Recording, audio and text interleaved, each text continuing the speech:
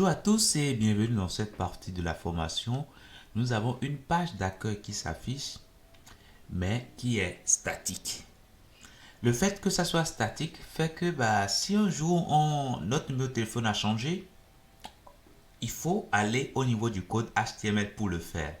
Et ça, c'est pas bien. Nous, on aimerait que, à partir de l'espace ici, de notre back-office ici, que l'on soit en mesure de faire des modifications qui vont impacter l'interface qui est là. Ok? Le but, c'est cela, bien sûr. Et donc, c'est ce que nous allons commencer tout de suite par faire en allant tout de suite au niveau de notre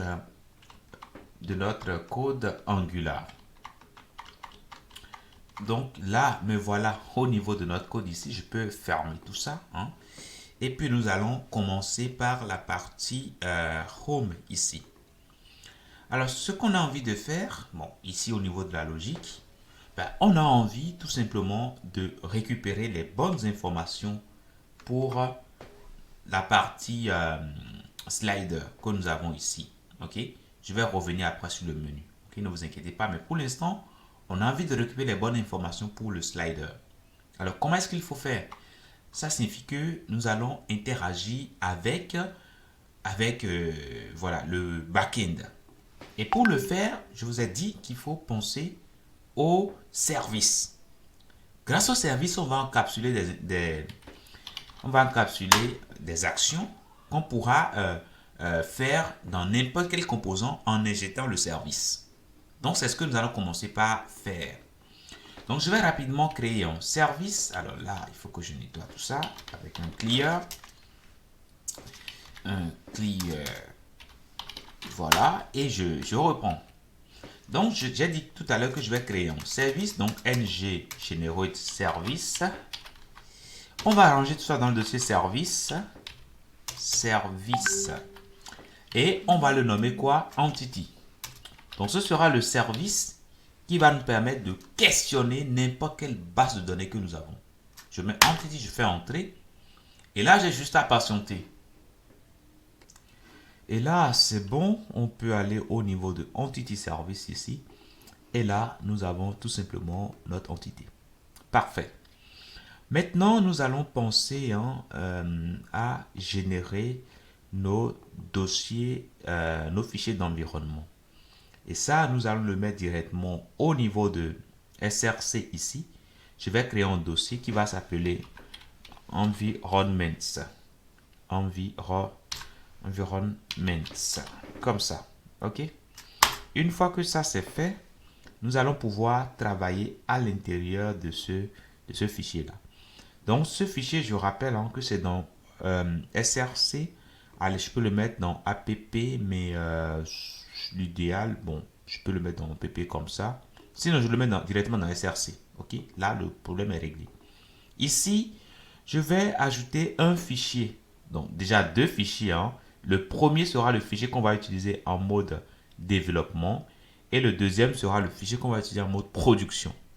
Donc, je mets alors environments.dev. .ts. Ok, voilà, environment.dev.ts. Alors, si j'ai besoin d'ajouter de S, pas vraiment, donc je peux retirer ce S que j'ai là. Parfait. On va créer un autre dossier, un autre fichier, pardon, qui va s'appeler prod. Voilà, prod.ts, qui sera le fichier qu'on va utiliser quand on sera en mode production. Parfait. Donc ça, je peux retirer le S aussi. Et je vais créer un autre fichier qui va s'appeler environments.ts. Ok, .ts. Tout simplement. Voilà.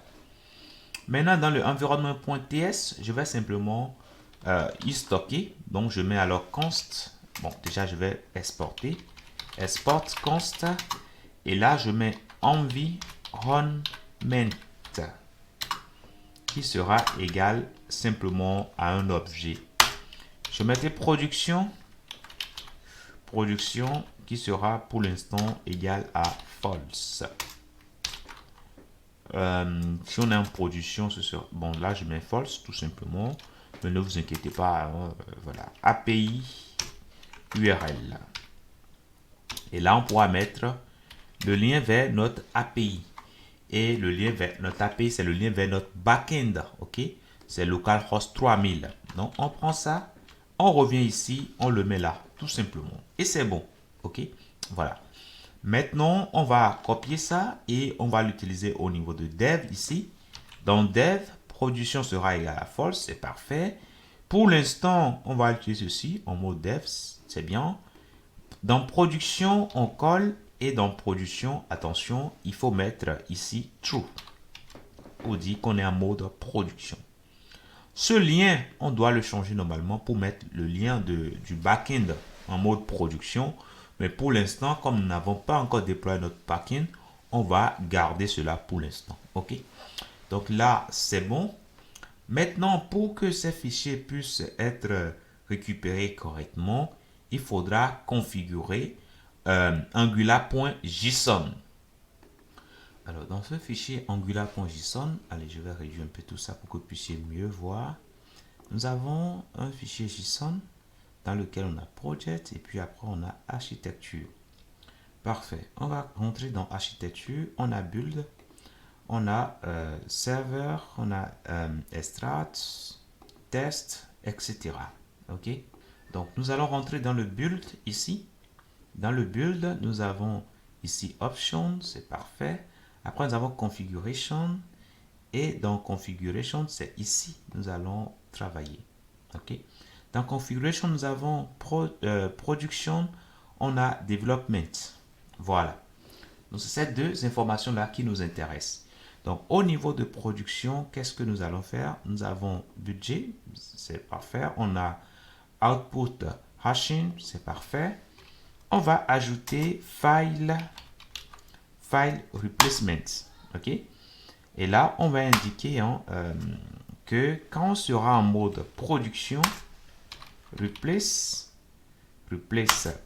alors, replace, voilà, replace, pour dire que nous allons prendre dans SRC, nous allons prendre ce fichier-là, ok, qui se nomme, voilà, environment.ts, ok. Donc, je fais ici copy relative path. Et je reviens tout de suite au niveau de Angular JSON et je vais simplement remettre. OK? Donc là, nous allons mettre correctement les choses. Donc ça, c'est bien slash. Parfait. Donc nous avons le replace. On va remplacer ça par quoi? Bon, là, on est en mode production. Donc là, je mets ici with. Et ici, on va penser simplement à ajouter .prod. Tout simplement. Et là, c'est bon. Donc, quand c'est en mode production, on fera ceci. On va remplacer ce fichier-là par ce fichier-là. Parfait.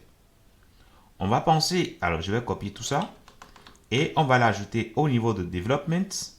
Donc, au niveau de development, totalement en bas, je vais le mettre juste ici. Je mets virgule et je mets là. Maintenant, quand on sera en mode développement, ce sera dev, tout simplement. OK? On va remplacer ce fichier-là par le fichier dev. Et c'est tout. Donc, voilà. Donc, ça, je peux retirer tout ça. Et quand on va venir au niveau de notre service, qui se trouve dans le dossier service ici, on pourra accéder à notre API URL. Parfait. Donc, je vais commencer alors par mettre ici const. Bon, pas de const, mais API URL qui sera un string et puis on va lui donner quoi? Environment. Et là, vous allez voir que ça vient de plusieurs fichiers. On va prendre le fichier simple, ok, qui n'a pas de point .dev, qui n'a pas de point .prod, ok. On prend ça, point API URL, tout simplement. Et c'est tout. OK? On fait ceci.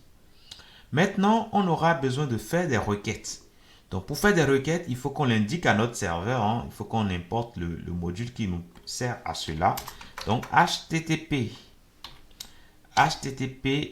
module HTTP. Normalement, ça doit me faire une proposition. Ben, sinon, je le mets directement HTTP client module. Et ça, il faut que j'indique sa provenance directement ici. Donc, ça vient de Angular Common HTTP. Parfait. Une fois que c'est ajouté, je peux revenir ici et je vais dire que je veux l'utiliser. Donc, private HTTP qui sera de type HTTP client. Voilà, tout simplement. Donc là, c'est bon. Maintenant, ce qu'il me faut maintenant, c'est de créer voilà, une méthode qui me permettra de récupérer des données. Donc, get data. Get data, il faudra indiquer l'entité qu'on veut questionner. Donc, entity qui sera de type string. Tout simplement. Et ici, qu'est-ce qu'on fait? On prend this HTTP que nous avons récupéré ici. Et on fera un get là-dessus. Et on va indiquer ici API URL. On va concaténer ça avec entity que nous avons reçu en paramètre. OK? Voilà, tout simplement. Donc, on fait un get de cette requête que nous avons ici. On va le retourner directement avec un return. Donc, voilà comment nous allons faire les choses. Hein. OK? Donc, si vous revenez tout de suite au niveau de notre API ici, vous allez voir que pour la plupart des routes, nous avons un get et on met juste déjà ici l'API et après on ajoute le nom de l'entité. Ici, c'est article par exemple. Donc là, c'est censé nous récupérer tous les articles que nous avons en base de données. Et c'est justement ce qui se passe ici. Donc, ceci, c'est un observable. Okay? C'est un observable. Donc, on pourra indiquer que ça nous retourne un observable. Observable. Voilà. Et le type de données qui sera dedans pour l'instant, on ne sait pas. Parce que tout dépendra de ce qu'on va demander. Donc, observable. Il faut qu'on indique sa provenance. Donc, ça vient de RJS. Donc, on va l'indiquer. Donc, je mets ceci. Je mets ici observable. Et je vais indiquer simplement que ça vient de RINSJS.